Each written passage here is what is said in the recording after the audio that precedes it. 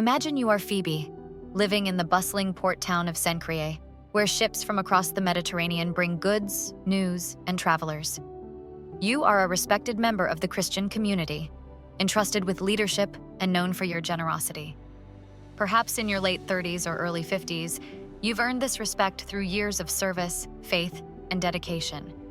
You've used your resources to support others, hosted gatherings in your home, and offered guidance to new believers. Now, imagine being called upon by the great Apostle Paul, entrusted to carry his letter to the Roman Church, a document that will shape Christian theology for centuries. As you prepare for this journey, you understand the risks, treacherous roads, unpredictable seas, and the weight of carrying such a vital message. Yet, your life of faith and leadership has prepared you for this moment. Before we dive deeper, click the subscribe button and let Bible Storybook bring you fascinating and inspiring stories just like this one. The story begins in the bustling port town of Cenchreae, a community located near Corinth in the ancient world. It was here, in the midst of daily trade and travel, that Phoebe's role in the nascent Christian church would emerge. But before we dive into her story, imagine this: a woman living in a world where men dominated the public sphere, yet here she was, trusted, influential, and called to do something extraordinary. Her name was Phoebe, a servant, a deaconess who was not given the credit and recognition she deserves. Phoebe wasn't just a passive bystander in the early church. She was a partner in the mission of Christ, a leader, and a guide for others. Her service was foundational, and the early church relied on women like Phoebe to support, lead, and share in the work of God. The sea voyage. The rolling waves of the Aegean Sea stretched before her. Perhaps she prayed silently, seeking strength for the journey ahead. The ship would stop at ports along the way, Ephesus, Rhodes, or Crete, offering fleeting glimpses of other lands and cultures. Each stop brought new risks of theft or interference, as travelers were often targets for pirates or unscrupulous merchants. Arriving in Rome after weeks or months, Phoebe would finally arrive at the bustling harbor of Ostia, the gateway to Rome. The city itself was a sprawling metropolis of marble temples, crowded streets, and people from all corners of the empire. Here, her challenge shifted from physical to social. Phoebe, a woman in a patriarchal society, now carried a letter that would challenge both Jewish and Gentile Christians to unite. It wasn't just a task of delivery. She was likely expected to read the letter aloud, explain its teachings, and answer questions. Paul's letter to the Romans wasn't a casual message. It was dense with doctrine, touching on themes like grace, faith, and righteousness. Her role as a messenger.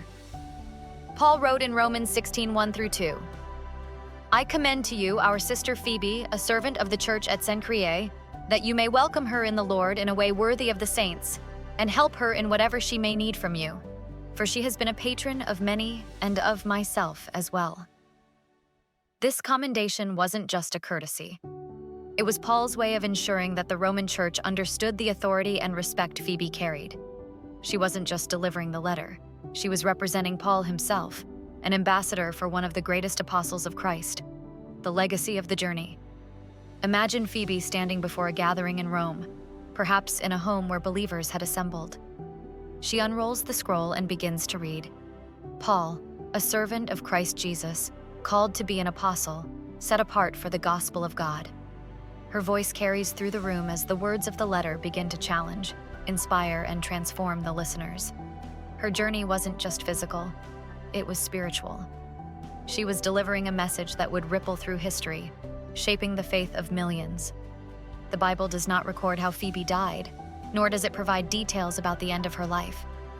Like many early Christians, her story in the scriptures focuses on her faith, service, and pivotal role in delivering Paul's letter to the Romans. After this mention in Romans 16:1-2, Phoebe fades from the historical record. While her death is not documented, there are some possibilities based on the context of her time. 1. Natural causes. As a respected and mature woman, Phoebe may have lived out her days faithfully serving the church in Cenchreae or another community.